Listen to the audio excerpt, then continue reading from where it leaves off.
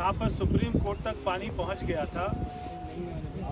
मगर अभी जो हमने कदम उठाए हैं, मैं दिल्ली के लोगों को ये आश्वस्त करना चाहता हूँ कि दिल्ली में दोबारा फ्लड सिचुएशन नहीं आने देंगे। पहले जैसे गेट सारे बंद रहते थे, ITO बैराज पर हमने देखा कि गेट बंद हो जाते थे, वो सारे गेटों की मरम्मत, सारी ऑयलिंग, जहाँ पे दीवारें हमको और ऊंची करनी थी वहाँ पर हमने गेट्स को और ऊंचा किया है।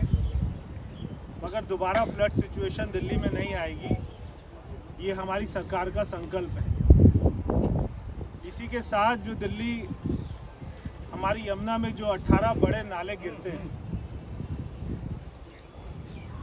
तो इनमें जो STP हैं उनकी कैपेसिटी को बढ़ाना, नए STP को लगाना, ताकि जितना भी वेस्ट जो आता है पूरे दिल्ली का यमुना में गिरता है उसको पहले ट्रीट कर क्लीन कर उसके बाद में वो यहाँ पे यमुना में गिरे। इसी के साथ जितना भी इंडस्ट्रियल एरिया है वहाँ पर भी CTP अच्छी तरीके से लगाए जाए, उसको इम्प्लीमेंट करें। अगर कहीं पर भी कोई शिकायत आएगी तो उसके ऊपर में कड़ी कार्रवाई होगी, पेनल्टी का भी इंतजाम करेंगे। तो जो केमिकल वेस्ट है, इंडस्ट्रियल वेस्ट है, उसके ऊपर भी हम कदम उठाएंगे और नए STP भी लगाएंगे, और जितने STP लगे हुए हैं उनकी कैपेसिटी को भी बढ़ाने का काम करेंगे। ये सारे STP हमारे 2 साल में जो है नए लग जाएंगे, और हमने जो कैपेसिटी बढ़ानी है वो भी ये सारा काम STP का 2 साल में कंप्लीट हो जाएगा, उससे पहले ही हम इसको कंप्लीट करेंगे। साथ साथ में आपने देखा कि यमुना की सफाई का काम भी हो गया है। अभी हम जैसे घाट पर बैठे हैं, यहाँ पे अगर 1 महीना पहले आते तो कितना गंदगी होती थी, कूड़ा होता था। साथ में इसका भी काम हो गया है। DDA द्वारा यहाँ पे यमुना रिवर फ्रंट बने, ये भी काम शुरू हो गया है। सारी लैंड को ईयरमार्क हो गए, जितनी भी इंक्रोचमेंट्स हैं उनको भी हटाया जाएगा, ताकि एक अच्छा सस्टेनेबल डेवलपमेंट हम यहाँ पर करें। तो हमारी सरकार का, प्रधानमंत्री मोदी जी का एकदम स्पष्ट हमको निर्देश है कि किसी भी कीमत पर कोई भी ढिलाई बर्दाश्त नहीं की जाएगी। मैं दिल्ली वासियों से भी ये कहना चाहता हूँ कि इस हमारी मुहिम में हमारा साथ दें। यहाँ पे यमुना में कोई भी कूड़ा करकट ना आए, इसमें सारे दिल्ली वासियों का एक हमको सभी से अपेक्षा है, उनके सहयोग की। ये मेरी सबसे प्रार्थना भी है, और ये मिशन मोड में हमको काम करना है। सरकार के पास में पैसा भी है और सरकार के पास में पैशन भी है। पूरे पागलपन के साथ में हम इस काम को करेंगे। दिन रात अधिकारियों के साथ में बैठक चल रही है। पिछले 10 दिन में 1 दर्जन से ज़्यादा बैठकें हो चुकी हैं। उसके ऊपर हम IIT की भी हेल्प ले रहे हैं, तो बड़े बड़े जो है कंसल्टेंसी एजेंसी की भी हेल्प ले रहे हैं, और ये आपको जल्दी से एक्शन आपको दिखाई भी देगा। हमारा होमवर्क, हमारा एक्शन प्लान, हमारा रोड मैप ये जल्दी तैयार हो जाएगा।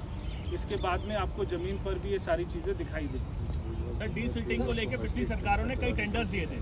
प्रवेश सर, पिछले 10 दिन में 1300 मैट्रिक टन यहाँ से कचरा उठा लिया गया है।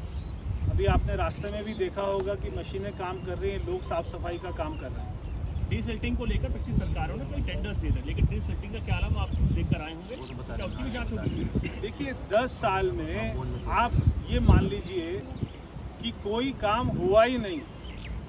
कोई काम हुआ नहीं, इसका मतलब कि कोई काम जो है कागज पे भी नहीं हुआ। ये टेंडर वेंडर की बात तो छोड़िए, जो पहले की सरकार रही उनके दिमाग में ये बात था ही नहीं कि उन्हें यमुना मैया को कभी साफ भी करना है। केवल उनको एक ही काम आता था कि दूसरे लोगों पर अपनी जिम्मेदारियों को डालना, एक्सक्यूज़ देना। तो जो अभी तक हमने देखा कि कोई काम वहाँ पे ज़मीन पर, धरातल तो छोड़िए, उनके कागजों में भी कोई काम नहीं दिख रहा था। तो ये हमारा, मैंने जो कहा, ना केवल दिल्ली सरकार बल्कि PMO भी पूरा इन्वॉल्व है। वो भी पूरा अपना चिंता कर रहे हैं, और वो लगातार रोज ही कोई ना कोई बैठक इसके ऊपर में चलती रहती है। प्रधानमंत्री खुद मॉनिटर कर रहे हैं। देखिए, प्रधानमंत्री जी की चिंता ये आज से नहीं है। प्रधानमंत्री की चिंता ये कई सालों से है कि यमुना साफ हो। जैसे साबरमती रिवर फ्रंट बना वैसे यमुना रिवर फ्रंट बने। तो वो भी आप ये कह सकते हैं कि वो भी इस बात की रोज चिंता कर रहे हैं, मॉनिटरिंग कर रहे हैं कि काम कितना स्पीड से बढ़ रहा है। सर टूरिज्म के लिए क्या है, अगर ये साफ हो जाता है तो टूरिज्म के लिए बहुत हेल्प होगा, लोग आएंगे घूमेंगे, जैसे और भी जगह है, चाहे बनारस देख लीजिए चाहे गुजरात देख लीजिए। देखिए अभी यहाँ पे फेरी चलाने का हमारा प्रपोजल है, अभी उसका MOU भी साइन करेंगे। अभी केवल एक ही स्ट्रेच में फेरी चलाएंगे, लोग आएंगे उसमें फेरी में, वहाँ से एक ही उसका पिकअप पॉइंट होगा, एक ही ड्रॉप पॉइंट होगा। तो वहाँ के लोगों को, दिल्ली के लोगों को थोड़ा सा दिखाएंगे। और वहाँ पे एक जो है फेरी में रेस्टोरेंट भी होगा। तो हमारा पर्पस है कि धीरे धीरे लोगों को आकर्षित करें यमुना की तरफ में, और हर आदमी की इसमें इन्वॉल्वमेंट रहनी चाहिए। बाद में जब इसमें साफ़ सफाई का काम हमारा तेज़ी से चालू होगा तो सारे लोगों को भी आग्रह करेंगे कि वो भी आके यहाँ पे कार सेवा करें। यमुना की सफाई को जल शक्ति मंत्रालय भी इसमें इन्वॉल्व है, आप लोगों की कोई मीटिंग्स वगैरह, एक्सपर्ट्स वगैरह को रोक इन करने की बात हो रही है, जल शक्ति डिपार्टमेंट और एक्सपर्ट्स का क्या रोल रहेगा? देखिए एक एक इंच को हमने प्लानिंग में लेकर आना है। जितने STP हैं, CTP हैं, इसमें फ्लड इरिगेशन भी है, तो इसमें जल शक्ति मंत्रालय भी है, इसमें जल बोर्ड भी है, इसमें DDA भी है, इसमें कई मंत्रालय कई डिपार्टमेंट का आपस में सहयोग रहेगा। इसीलिए डबल इंजन की सरकार की जरूरत थी।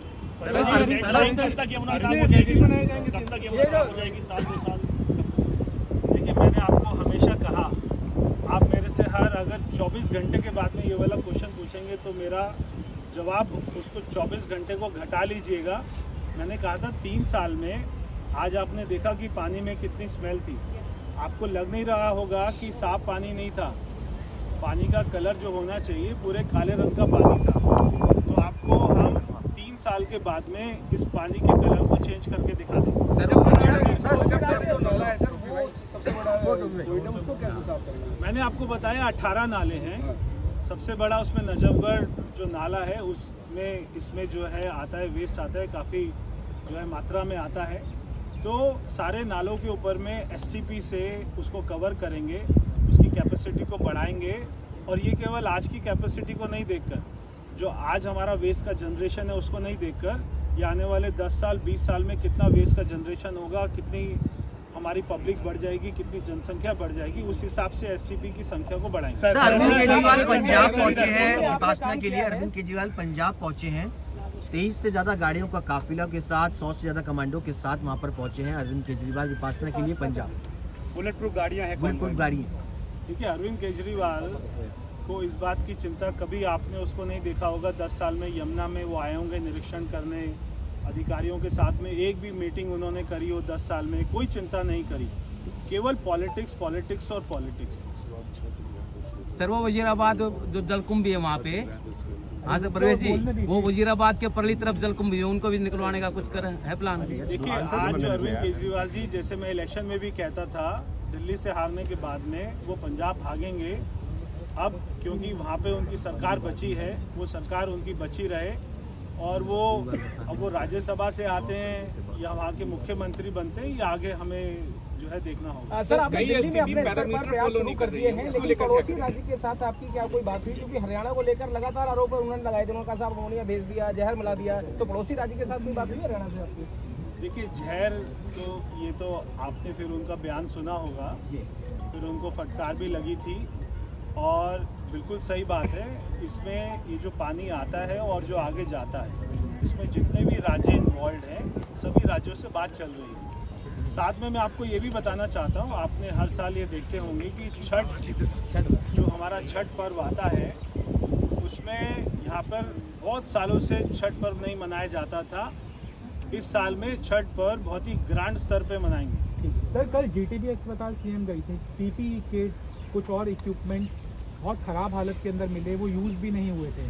तो ऐसे में सवाल उठ रहे हैं कि संसाधन सरकार के पास थे, लेकिन स्वास्थ्य सेवाओं का लाभ दिल्ली वालों को नहीं मिल पाया। देखिए जो ये अरविंद केजरीवाल की सरकार रही, इन्होंने कितने पाप किए, कितने घोटाले किए, धीरे धीरे उसकी सारी परतें खुलेंगी।